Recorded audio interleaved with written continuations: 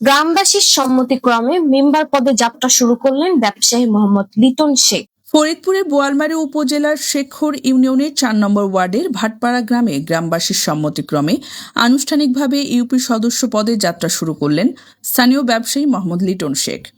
শুক্রবার পবিত্র জুমার নামাজ শেষে গ্রামের সাধারণ মানুষ ও গণ্যমান্য ব্যক্তিবর্গ একত্রিত হন। এই সময় উপস্থিত সকলের সম্মতিতে মোহাম্মদ লিটন শেখকে আগামী ইউনিয়ন পরিষদ নির্বাচনে সদস্য পদের সম্ভাব্য প্রার্থী হিসেবে সমর্থন জানান স্থানীয়রা।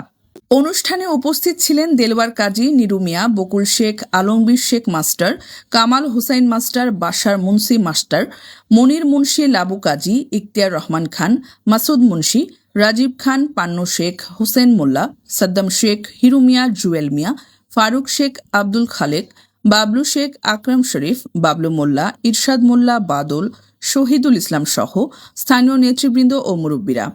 উপস্থিত সবাই মোহাম্মদ লিটন শেখের প্রতি আস্থা প্রকাশ করেন এবং আগামী নির্বাচনে তাকে সমর্থনের আশ্বাস দেন। পরে দোয়া ও মোনাজাতের মাধ্যমে অনুষ্ঠানের সমাপ্তি ঘোষণা করা হয়। এ বিষয়ে মোহাম্মদ লিটন শেখ বলেন, ৪ নং ওয়ার্ডের সর্বোচ্চ জনগণের সমর্থন পেয়ে আমি ৪ নং ওয়ার্ডের নির্বাচন করতে সমর্থন পেয়েছি। এই হিসেবে আমি নির্বাচনে আগাইতে চাচ্ছি।